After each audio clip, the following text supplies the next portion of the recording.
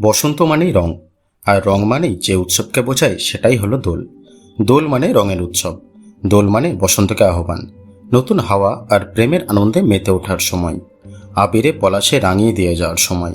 কেবল বাংলা নয়, ভারতের বিভিন্ন প্রান্তে বিভিন্নভাবে দোল পূর্ণিমায় মেতে ওঠেন মানুষেরা। বৃন্দাবন মথুরার রাধাকৃষ্ণের আরাধনা, তাদের লীলা খেলাই হোক বা শান্তিনিকেতনের পলাশ আবির আর রবীন্দ্রনাথ, এক এক জায়গায় দোল তার এক এক রূপ নিয়ে হাজির হয়।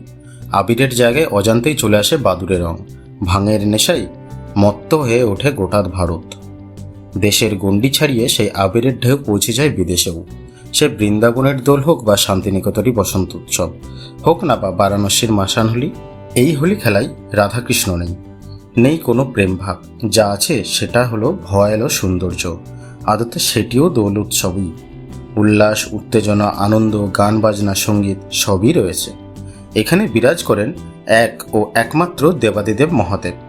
তার ইচ্ছাতেই নাকি এখানে আনন্দে মেতে ওঠেন বাচ্চা থেকে বুড়ো। কিন্তু দোলের সুন্দর ছবিটা এখানে নেই, বরং প্রথম দর্শনে মনে হতে পারে ভয়ঙ্কর কুৎসিত। এখানে আবির নয়, মানুষের হাতে হাতে ঘোরে চিতাভস্য, মানুষের অস্থি। সেই চিতাভস্য ছাই ধুলোয় হাওয়ায় ওড়ে, সেটাই এখানকার আবির। সাধু সন্ন্যাসীদের ভয়ালো রূপ, মরার খুলি আর পুজোপাঠ সব মিলিয়ে এক অন্য দোল উৎসবের সাক্ষী থাকে দেশ। আর এই উৎসবকে আপনাকে স্বাগত জানাচ্ছে বেনারস, বাঙালির কাশী। সাধারণত আমরা যে দোল উৎসবের কথা জানি বা দেখি তার থেকে বেশ খানিকটাই আলাদা এটি। প্রধানত হোলির 5 দিন আগে একাদশী তিথিতে এই উৎসব শুরু হয়।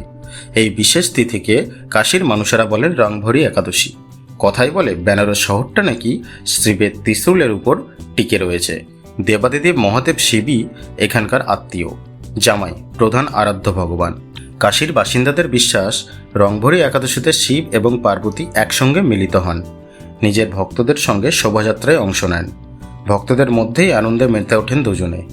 আর তার পরদিন শিব চলে আসেন মাসানে। সেখানে ভূত, প্রেত, আত্মা, মৃতদেহ, সাধু ও ভক্তদের সঙ্গে ফের একবার দোল খেলায় মেতে ওঠেন।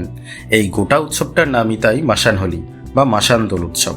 এই বিশেষ দিনে বেনারসের গলিতে গলিতে গেলে কেবল একটাই মন্ত্র, একটাই উৎসব। মাসান হোলি উপলক্ষে সমস্ত মানুষই পথে নেমে পড়েন।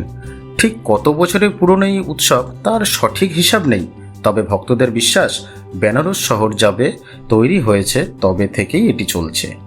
হাজার হাজার বছর ট্র্যাডিশনে মেতে ওঠেন মানুষ। তবে কেবল স্থানীয় মানুষেরাই নয়, দূর দূরান্ত থেকে ভয়ালদর্শী অঘরী, নাগা সাধুরা এই দোল খেলায় এসে যোগ দেন। মূলত তারাই এই উৎসবের কেন্দ্রবিন্দু। রংভরি একাদশীর ওই বিশেষ শোভাযাত্রা শুরু হয় অঘরপীঠ বাবা কেনারাম আশ্রম থেকে। হাজার হাজার মানুষ শিব আর পার্বতীর মূর্তি মাথায় নিয়ে বেরিয়ে পড়েন পথে। প্রায় প্রত্যেকেরই হাতে থাকে বিশাল বিশাল ডমরু। সেই সমবেত আওয়াজে গম গম করে ওঠে গোটা বেনারস। মাসান হোলির মূল জিনিসই হলো ছাই। কিলো কিলো ছাই নিয়ে আসা হয় সবার জন্য, তাও যে সে ছাই নয়, চিতাভস্য, মানুষের অস্থিভস্য। সেই সবই গায়ে মুখে মেখে রাস্তায় নেমে পড়েন অঘরী সাধু থেকে সাধারণ মানুষ। সাধুদের টকটকে লাল চোখ, সিঁদুরে আর লাল বস্ত্র, রুদ্রাক্ষের সঙ্গে থাকে নরমুণ্ড। মানুষের মাথার খুলে দিয়ে তৈরি মালা পরে থাকেন তারা। সেটা নিয়েই নাচতে নাচতে সবাই হাজির হয় শ্মশানে। হ্যাঁ, ঠিকই শুনলেন, শ্মশানই হলো মাসান হোলির বৃন্দাবন ক্ষেত্র। মণিকর্ণিকা আর হরিশ্চন্দ্র, বেনারসের এই দুটি ঘাট ভারত বিখ্যাত। বলা হয় এখানকার চিতা নাকি কখনো নেভে না। সেই দুটি শ্মশান ঘাটেই হাজির হন অঘরী সাধু থেকে সাধারণ মানুষ। সে এক বিষম দৃশ্য।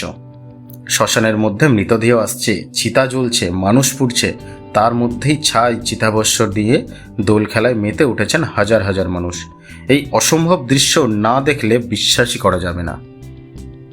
সারা গায়ে মৃত মানুষের অস্থিভস্য মেখে নিজেরাই ভূত হয়ে ওঠেন কাশীবাসীরা।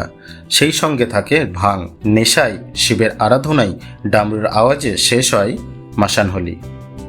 বলা হয় কাশীর এই মাসান হোলি ভগবান শিবের সবচেয়ে আপন প্রিয়তম উৎসব। তাই তো তিনি নিজের ভক্তদের মাঝে উপস্থিত হন।